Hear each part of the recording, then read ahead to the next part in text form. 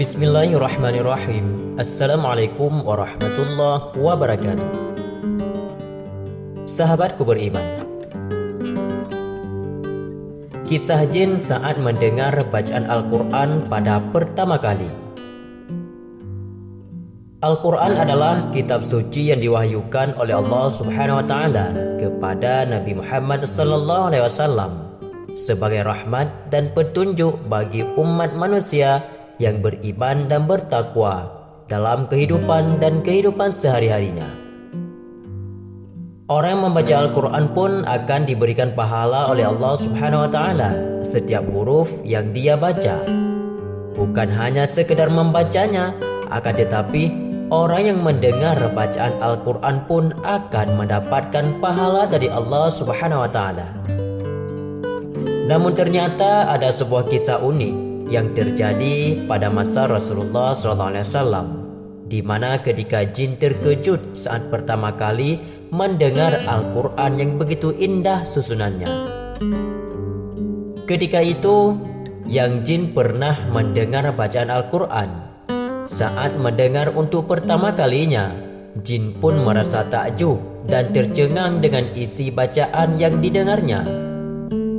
Kisah ini diriwayatkan oleh Bukhari dan Tirmizi dari Ibnu Abbas radhiyallahu anhu. Diceritakan bermula ketika Rasulullah SAW dan para sahabat pergi bersama-sama ke pasar Ukas atau pasar tahunan, tempat orang Arab jahiliyah melakukan jual beli dan membaca syair. Diceritakan sejak kelahiran Nabi Muhammad SAW, bangsa jin sudah tidak bebas untuk mendengar berita-berita dari langit. Tidak ada lagi berita langit yang turun ke bumi untuk didengar oleh mereka. Setiap kali bangsa jin hendak mencuri dengar berita dari langit, turunlah meteor atau batu pecahan bintang yang melayang dengan cepat di udara. Menurut keterangan hadis, meteor tersebut merupakan semacam panah Allah Subhanahu wa Ta'ala yang memang dipanahkan pada bangsa jin saat mencuri dengar berita dari langit. Saat Rasulullah SAW dan para sahabat pergi ke pasar Ukas, mereka melihat meteor melayang di udara. Dengan kata lain, ada bangsa jin yang terkena panahnya. Hal ini pun mengacaukan kondisi para jin dan membuat mereka bertanya-tanya apa yang terjadi. Pimpinan dari bangsa jin pun menyuruh anak buahnya untuk menyelidiki ke seluruh permukaan bumi di bagian timur dan juga bagian barat. Hingga salah satu anak buah dari bangsa jin tersebut sampai di lembah Tihamah. Beberapa saat setelahnya, anak buah jin tersebut sampai di sebuah perkebunan kurma dan melihat rombongan Rasulullah SAW dengan para sahabatnya. Didapatinya Rasulullah SAW sedang melakukan sholat subuh diikuti oleh sahabat-sahabatnya. Beliau membaca Al-Quran dengan jahar. Begitulah yang tertulis dalam tafsir Al-Azhar karya Buya Hamka. Singkat ceritanya, para anak buah dari bangsa jin tersebut pun menyimak bacaan Al-Quran tersebut dengan seksama. Mereka mengaku takjub dan tercengang kala mendengarnya. Kami telah mendengar Al-Quran, sungguh menakjubkan sekali kandungannya. Dia memberi petunjuk kepada jalan yang bijaksana, jalan yang cerdik dan juga jalan yang benar. Karena telah percaya akan isi Al-Quran itu, dan mulai sekarang kami tidak mau lagi mempersekutu Allah kami dengan yang lain sesuatu jua pun, kata anak buah jin tersebut setelah mendengar ayat suci Al-Quran. Cerita tersebut diceritakan dalam Al-Quran pada surat Al-Ahqaf ayat 29 sampai 32. Bangsa jin tersebut mengatakan ke sesamanya, "Diamlah untuk mendengarkan bacaan Al-Quran dengan seksama." Para jin itu pun bahkan menceritakan tentang Al-Quran yang didengarnya kepada kaumnya. Yang dalam Al-Quran pun diceritakan yang artinya, "Ingatlah ketika kami hadapkan kepadamu Nabi Muhammad sekelompok jin yang mendengar bacaan Al-Quran. Ketika menghadirinya, mereka berkata, 'Diamlah.'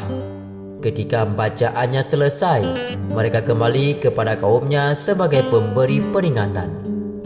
Mereka pun berkata, "Wahai kaum kami, sesungguhnya kami telah mendengarkan kitab Al-Quran yang diturunkan setelah Musa sebagai pembenar kitab-kitab yang datang sebelumnya, yang menunjukkan pada kebenaran dan yang membimbing ke jalan yang lurus. Wahai kaum kami, penuhilah seruan Nabi Muhammad yang mengajak kepada agama Allah dan berimanlah kepadanya, niscaya Dia akan mengampuni sebagian dosa-dosamu dan menyelamatkanmu dari azab yang sangat pedih." Siapa yang tidak memenuhi seruan Nabi Muhammad yang mengajak kepada agama Allah tidak kuasa melepaskan diri dari siksa Allah di bumi, dan tidak ada para pelindung baginya selain Allah. Mereka itu berada dalam kesesatan yang begitu nyata. Selanjutnya sebuah kisah kami kutip dari tafsir Ibnu Katsir dan juga kitab Jalalain. Kisah yang diceritakan dalam hadis dari Ubay ibnu Ka'ab menjadi bukti ayat kursi sebagai bacaan penangkal gangguan dari jin dan setan. Kisah ini berpusat pada keluarga Ubay ibnu Ka'ab.